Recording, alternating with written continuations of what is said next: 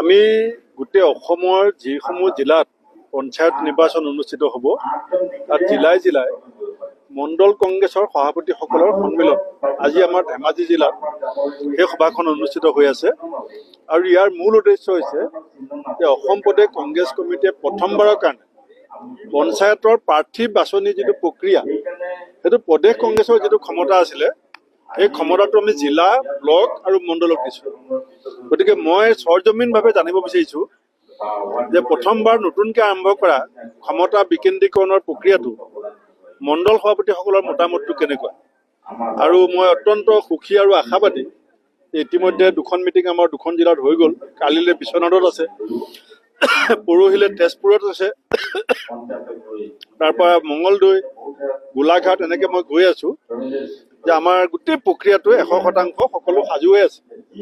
প্ৰাৰ্থী কেন্দ্ৰিক কথা বতৰাবিলাক আৰু ৰাইজে আমি আশাবাদী যে মূল্য বৃদ্ধি, নিবনুৱা সমস্যা, বানপানী, গৰাখহনীয়া সমস্যা, বিভিন্ন কাউন্সিলবিলাকৰ যিটো দুৰ্নীতি আৰু ভ্ৰষ্টাচাৰ, চিণ্ডিকেটৰ নামত যিধৰণে লুটপাট চলি আছে, যিধৰণে উমৰাংচুত কয়লা খনি মানুহ মৃত্যু হৈ আছে, আজি উন্নয়ন একেবাৰে স্থবিৰ হৈ পৰিছে, লোনত গোটেই ৰাজ্য কোঙা হৈ গৈছে, এই কথাবিলাকৰ এটা শক্তিশালী প্ৰতিবাদ অসমৰ ৰাইজে পঞ্চায়ত নিৰ্বাচনৰ মাজেদি কংগ্ৰেছক সমৰ্থন কৰি কৰিব।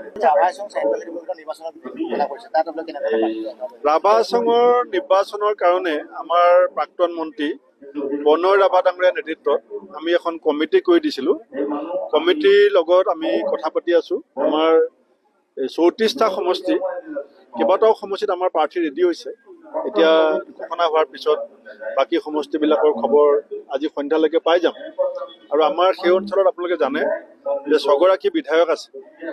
য'ত ৰাভা হাছং ইলেকশ্যন হ'ব দুখন জিলা, গোৱালপাৰা আৰু কামৰূপ। তাত আমাৰ দলৰ 6গৰাকী বিধায়ক আছে আৰু আমাৰ দলৰ এগৰাকী সাংসদ আছে, লগতে দুখন জিলা কংগ্ৰেছ কমিটি আছে, ব্লক কংগ্ৰেছ কমিটি আছে। তেখেতসকলক দায়িত্ব দিছোঁ। আমি আশা কৰিছোঁ 15 তাৰিখে নমিনেশ্যনৰ লাষ্ট ডেট, অহা দুদিনমানৰ ভিতৰত আমি প্ৰাৰ্থীসকলৰ নাম ঘোষণা কৰিব পাৰিম। আজি যিহেতু আপোনাৰ পিতৃৰ মৃত্যুবাৰ্ষিকী, আপুনি এটা ফেচবুকত পোষ্ট কৰিছে যে সংকল্পবদ্ধ যিহেতু 26 নিৰ্বাচন মুখ্যমন্ত্ৰী হোৱাৰ পৰিকল্পনা নেকি? হয়, আমাৰ দেউতাৰ আজি 6ষ্ট মৃত্যুবাৰ্ষিকী আৰু মোৰ দেউতা আপোনালোকে জানে যে এজন শিক্ষক আছিলে। দেউতাই জীৱনকালত বহুত দিহা পৰামৰ্শ দিছিলে। মই আজি দেউতাৰ আত্মাৰ সৈতে কথা পাতিছোঁ যে মই সদায় আপুনি কোৱা নিচিনাকৈ আপোচ নকৰাকৈ নিজৰ জীৱন সংগ্ৰাম এটা শক্তিশালী সংকল্পৰ সৈতে চলাই আহিছোঁ। আজিও মোৰ দেউতাৰ মৃত্যু তিথিত মইতো মিটিঙেই কৰি আছোঁ। গতিকে মই মোৰ সংকল্পত অটল। আমি কেতিয়াবা হাৰিছোঁ, কেতিয়াবা জিকিছোঁ।